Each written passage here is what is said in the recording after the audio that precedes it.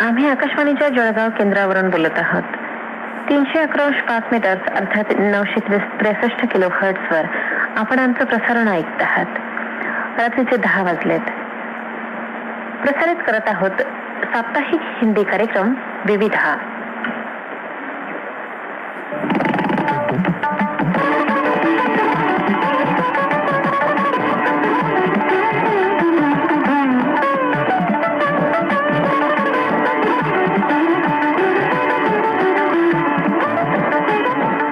साप्ताहिक हिंदी कार्यक्रम विविधा सुनने वाले सभी श्रोताओं को सोनिका का प्यार भरा नमस्कार. श्रोताओं, आज के कार्यक्रम में आप सभी का बहुत बहुत स्वागत है. श्रोताओं, आज विविधा में हम आपके लिए लेके आए हैं 2 साहित्यिक कार्यक्रम. एक है स्वरचित कहानी और दूसरा है काव्य पाठ. इन दोनों कार्यक्रमों के प्रस्तुतकर्ता हैं सुधीर ओखदे. तो आइए आज के कार्यक्रम की शुरुआत करते हैं स्वरचित कहानी से. श्रोताओं, आज सबसे पहले आप सुनेंगे प्राध्यापक हेमंत पाटिल की स्वरचित कहानी चांद के उस पार. तो आइए सुनते हैं ये कहानी. शाम के लगभग 6:30 बजे का समय था. पुणे शहर में पुणे विश्वविद्यालय का परिसर हल्की पीली धूप कहीं कहीं चमक रही थी.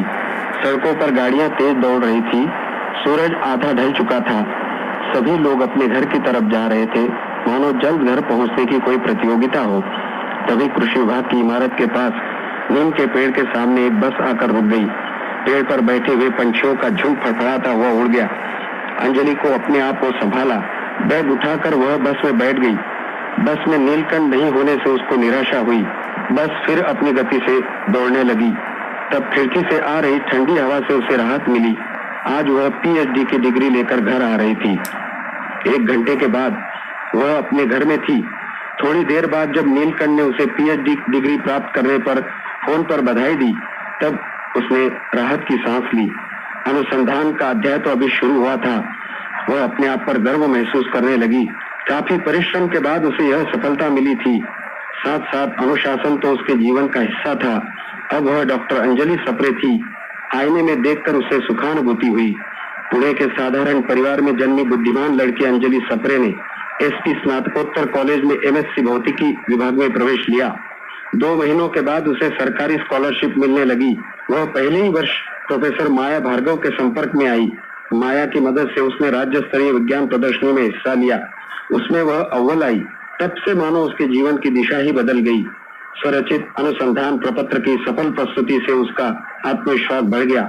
अब वह दुनिया का कठिन से कठिन कार्य भी सहज रूप से कर सकने की मानसिकता अनुभव करने लगी थी. कुछ दिनों के बाद ही नेशनल साइंस सेंटर से उसने भौतिकी के रॉकेट नियंत्रण विषय में अत्यंत महत्वपूर्ण प्रोजेक्ट सर्वोच्च वरीयता में पूरा किया. 1 साल का एरोनॉटिक्स का प्रशिक्षण भी सफलतापूर्वक हासिल किया.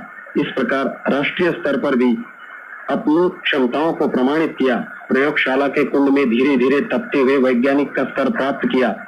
इसी दौरान उसका पीएचडी का अनुसंधान पूरा हुआ. अपने अंदर की वैज्ञानिक प्रतिभा को मांझने और निखारने के लिए उसने जी तोड़ मेहनत की. लैब में रोजाना प्रयोग करना, लाइब्रेरी में बैठना, घर पर भी देर रात तक रोजाना पढ़ाई हुई. अचानक इसरो नासा के इंडो अमेरिकन संयुक्त प्रोजेक्ट का ऐलान हुआ, जिसमें डॉक्टर अंजलि सप्रे का पहला एप्लीकेशन स्वीकृत हुआ. उसकी खुशी का ठिकाना नहीं रहा. अंजलि दुबला पतला शरीर, रंग गोरा, लंबी नाक, लंबाई मध्यम, आंखों में चमक, मॉडर्न हेयर स्टाइल, उस रूप में बहुत सुंदर लगती थी. उसकी पोशाक नवीनतम फैशन से मिलती जुलती थी. घर में अंजलि, माँ और पिताजी सुधा सप्रे, प्रकाश सप्रे 3 सदस्य थे. परिवार की चौथी सदस्य अपर्णा, अंजलि की बड़ी बहन, शादी करके अपने घर सुखी थी. रात के खाने के बाद माँ और पिताजी ने शादी की बात छेड़ी. बेटी, रिश्तेदारी में ही 2 रिश्ते आए हैं. माँ ने शुरुआत की. न हो तो तुम्हारी पसंद का लड़का भी चलेगा बेटा. पिताजी ने बात को आगे बढ़ाया. अंजलि ने माँ और पिताजी को समझाने की कोशिश की, लेकिन कोई फायदा नहीं हुआ. आखिर वही हुआ, जोरदार बहस हुई. फिर भी अंजलि शादी की बात को टालने में सफल हो गई. अंजलि को नीलकंठ का ख्याल आया. नीलकंठ शिंदे नासिक के निम्न मध्यवर्ग के परिवार का लड़का था. शरीर का गठन मध्यम, रंग गेहुआ, लंबी नाक, मध्यम लंबाई, सादी पोशाक, सादा हेयर स्टाइल, आंखों में चमक, मन में पक्का निश्चय, धैर्यवान, आकर्षक व्यक्तित्व था. कॉलेज की गैदरिंग में हम किसी से कम नहीं इस फिल्म का चांद मेरा दिल चांदनी हो तुम, इस गाने का गायक। अंजलि को लगा था कि वह उसके लिए ही गा रहा है। पहली बार उसकी हृदय वीणा की तार को किसी ने छेड़ा था। दोनों का परिचय हुआ, दोस्ती हुई। आज उसी दोस्ती का प्रेम में कब परिवर्तन हो गया पता नहीं चला। तब नीलकंठ एमए मराठी के फाइनल ईयर में था। आज वह एमए बीएड कर चुका था। एक कनिष्ठ महाविद्यालय में अध्यापक की नौकरी कर रहा था। वही उसके सपनों का राजकुमार था। पीएचडी की डिग्री मिलने के तुरंत बाद प्रोफेसर माया भार्गव ने अंजलि से मिलकर उसे बधाई दी। साथ में कहा, अब घर भी बसा लो। इस पर जवाब आया, मैम, मैं और आगे अनुसंधान करना चाहती हूँ। प्रकृति और अंतरिक्ष के उन गूढ़ रहस्यों को जानना चाहती हूँ। देश के लिए, समाज के लिए उसका उपयोग होगा। यही मेरा सपना है, एकमात्र ध्येय बन चुका है। माया ने उसे समझाया, नील मुझे सवेरे मिला था, कह रहा था पहले शादी हो, वो तुमसे बेहद प्यार करता है। वो मौन रही। माया ने आगे कहा, प्रकृति के रहस्य तो अनंत है, कुछ रहस्यों को जानना तो असंभव ही है। मुझे उसी असंभव को प्राप्त करने की इच्छा हुई है। अनुसंधान कहाँ तक ले जाता है नहीं बता सकती, पर बुद्धि, तन, मन, आत्मा, सारी शक्तियों को सर्वोच्च सीमा तक मैं इस्तेमाल करूंगी। अंजलि लगातार बोलती जा रही थी। आखिर कहाँ तक जाओगी? माया ने उसे बीच में रोककर पूछा। कहाँ तक? वहां तक जहां तक आत्मसमर्पण न करना पड़े। मुझे हर हालत में आगे बढ़ना है। इतना कहकर उसने विनम्रता से दोनों हाथ जोड़कर माया को नमस्ते कहा और विदा ली। एक दिन नीलकंठ और अंजलि पार्क में बैठे हुए थे। तब अंजलि ने कहा, नील, तुम्हें पता है, माँ और पिताजी ने मुझे बहुत डांटा है। इतना ही नहीं, उसके साथ मिलकर अपर्णा दीदी, जीजा जी और रिश्तेदार, इन सभी लोगों ने मुझ पर शादी करने के लिए दबाव डाला है। ठीक ही तो कहते हैं सभी, नीलकंठ ने जवाब दिया। नील, मेरा लक्ष्य अभी पूरा नहीं हुआ है, बस अब थोड़ा सा। इतना कहकर वह रुक गई। अंजू, क्या थोड़ा थोड़ा करते करते ऐसे ही हमारा जीवन समाप्त हो जाएगा? नीलकंठ ने शिकायत की। अंजलि मौन रही। समझ में नहीं आया क्या जवाब दे। ये गुलशन, ये बहारें, ये गुलाब मुझे बहुत तकलीफ देते हैं अंजू। वो आसमान में देखो, चांद कितना शुभ्र और सुंदर, बिल्कुल तुम्हारी तरह। वो हमें कोई इशारा कर रहा है। नीलकंठ रोमांटिक मूड में आ गया। अंजू, मैं तुमसे बेहद प्यार करता हूँ, चाहो तो आजमा कर देखो। बस बस करो अब, यह तुम्हारा कवि वाला अंदाज, अंजलि ने हंसकर ताली बजाते हुए कहा। बातों बातों में वे दोनों गहरी छाया में चली गए, पर नीलकंठ रुकने के मूड में नहीं था। तुम्हें शोहरत, प्रतिष्ठा, पैसा चाहिए अंजू, इस जीवन का आनंद भी तो लेना है। यह सृष्टि आनंद के लिए बनी है। नीलकंठ ने दार्शनिक अंदाज में कहा। नील, महानगर की दो इमारतों के बीच थोड़ी देर तक सुंदर दिखाई देने वाले चांद तक इतनी छोटी मेरी यात्रा नहीं है। अंजलि ने भी धैर्यपूर्वक जवाब दिया। तो मुझे छोड़ दो ना प्लीज, मैं तो उसी छोटे चांद का भक्त हूँ। तुम तो महान हो, ग्रेट हो। नीलकंठ गुस्से में बोलने लगा। अंजलि को नीलकंठ से अचानक ऐसे जवाब की अपेक्षा नहीं थी। उसकी आंखों में आंसू आ गए।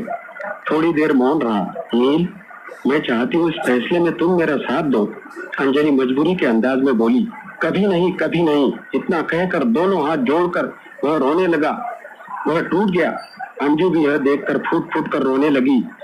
उन्हें समझाने वाला तीसरा कोई नहीं था। आखिर दोनों ने अपने आप को संभाला और निशब्द विदा ले ली। अंजलि घर पहुंची तो उसके मन में तरह तरह के विचार आने लगे। माँ कहती है तुम 28 पार कर चुकी हो। कौन सा गुनाह किया है मैंने 28 पार करके? प्रोफेसर माया भी शादी का सुझाव देती है। नील भी तो कुछ ऐसा ही कहता है। मैं एक स्त्री हूँ, नारी हूँ, इसलिए जल्द शादी हो, बाल बच्चे हो, परंपरा का पालन हो। नहीं किया तो कौन सा पहाड़ टूट जाएगा? कोई पुरुष 43-45 की उम्र में शादी करे तो सभी चुप, कोई दिक्कत नहीं, किसी को आपत्ति नहीं। परंतु मैं, मेरा कोई सपना नहीं, ध्येय नहीं। मेरे संघर्ष का, जी तोड़ मेहनत का, अनुशासन का अपमान होता है, उसका कोई मूल्य नहीं, कोई जानना नहीं चाहता। वाह क्या बात है, महान संस्कृति है, पुरुष प्रधान व्यवस्था है। कुछ दिनों के बाद अखबारों में खबर छपी। इंडो अमेरिकन संयुक्त प्रोजेक्ट में डॉक्टर अंजलि सप्रे के नेतृत्व में इसरो नासा का अक्रॉस द मून नामक यान 5 जुलाई को श्रीहरिकोटा से उड़ान भरेगा। अंजलि के सभी निकटवर्तियों ने जब यह खबर पढ़ी तो सभी आश्चर्यचकित थे। उसकी प्रशंसा होने लगी। उसके प्रति उन्होंने स्तुतियुक्त आदर व्यक्त किया। रेडियो, दूरदर्शन पर उसका इंटरव्यू लिया गया। फिर 9 महीनों का कठिन प्रशिक्षण भी उसने उच्च स्तर पर हासिल किया। संपूर्ण प्रोजेक्ट में हिस्सा लेने के लिए अंजलि को एक बड़ी रकम का चेक एडवांस के रूप में मिला। उसके जीवन में मानो 4 चांद लग गए। श्रीहरिकोटा में डॉक्टर अंजलि सप्रे को बुलाया गया। प्रोजेक्ट मैनेजर और श्रेष्ठ वैज्ञानिक वरुण नायर के नेतृत्व में उड़ान के संदर्भ में मीटिंग संपन्न हुई। उसमें अंजलि ने बढ़ चढ़कर हिस्सा लिया। उसने सुझाव दिया कि यान पृथ्वी की कक्षा में प्रवेश करने पर यान की ऊंचाई थोड़ी कम कर दी जाए, उसे थोड़ा सा पृथ्वी की तरफ झुकाया जाए ताकि पृथ्वी का वातावरण उसे सहज स्वीकार करे। इस पर काफी बहस हुई। कई वैज्ञानिक इस बात से सहमत नहीं थे। कुछ लोग तो डॉक्टर अंजलि की चुनाव के खिलाफ थे। अंजलि को काफी संघर्ष करना पड़ा। संघर्ष ने यह भी उसका पीछा नहीं छोड़ा। आखिर उसका सुझाव मान लिया गया। उसके साथ 4 और वैज्ञानिक भी आने वाले थे। उड़ान की तैयारियां जोरों से शुरू हुई। श्रीहरिकोटा आने से पहले अंजलि अपने माँ, पिताजी, रिश्तेदार, बहन अपर्णा, जीजाजी आदि से मिलकर आई। अंजलि अपने महाविद्यालय में प्रोफेसर माया, प्रिंसिपल सभी से आशीर्वाद लिया। 9 महीनों की कुल यात्रा थी, इसलिए मिलना जरूरी था। सब कुछ उसकी इच्छा के अनुरूप हो रहा था, पर नीलकंठ कहीं दिखाई नहीं दे रहा था। उसका भ्रमण ध्वनि भी बंद था। यान की उड़ान के लिए 2 दिन अभी बाकी थे। 28 घंटे पहले से उल्टी गिनती शुरू होने वाली थी। तभी अचानक नीलकंठ श्रीहरिकोटा में अंजलि के सामने प्रकट हुआ। उसे देखते ही अंजलि स्तब्ध हो गई। उसने अपनी आंखें झुका ली। आंखों में आंसू आ गए। नीलकंठ और पास आ गया, बिल्कुल निकट, उसके नजदीक। फिर उसने कहा, कुछ तो कहो। अंजलि ने ना में सिर हिला दिया। थोड़ी देर मौन रहा। चुप ही रहोगी क्या? नीलकंठ भी भावुक हो गया। वह अब टूट चुकी थी। वह रो पड़ी। मुझे मालूम नहीं, पर कोई चीज मेरे अंदर ही अंदर सिकुड़ जाती है नील। मैंने उसे कई बार बाहर निकालने की कोशिश की, पर वह निकलती ही नहीं। इतना कहकर उसकी सिसकियां जोर से शुरू हुई। वह रोती रही। उसने अपना सिर नीलकंठ के सीने पर रख दिया। वह उसका सिर देर तक सहलाता रहा। कुछ दिनों के बाद शाम के 7 बजे का समय था। आसमान में पूनम का चांद था, शुभ्र और निखरा हुआ सुंदर। सागर हिलकोरे ले रहा था। नीलकंठ किनारे पर बैठा अपनी अंजुक यादों में खोया हुआ था। अंजलि ने एक बार उसे कहा था, नील, आसमान में जो चांद है ना, मैं उस चांद के पार जाऊंगी। वहां से रोज आना 3 minute across the moon mission के वैज्ञानिकों से बात करूंगी। अगर मुझे सवाल पूछा गया कि वहां से पृथ्वी कैसी दिखाई दे रही है, तो मैं क्या जवाब दूंगी पता है क्या? नीलकंठ ने उत्सुकता से पूछा। अंजलि ने झट से कहा, मेरे नील जैसी। नीलकंठ की आंखों में आंसू आ गए। चांद की तरफ देखकर वह अंदाजा लगाने की कोशिश कर रहा था कि इस वक्त उसकी अंजू कहाँ होगी। वह निश्चित रूप से चांद के उस पार थी। श्रोताओं, अभी आपने प्राध्यापक हेमंत पाटिल की स्वरचित कहानी चांद के उस पार इसे सुना। अब आइए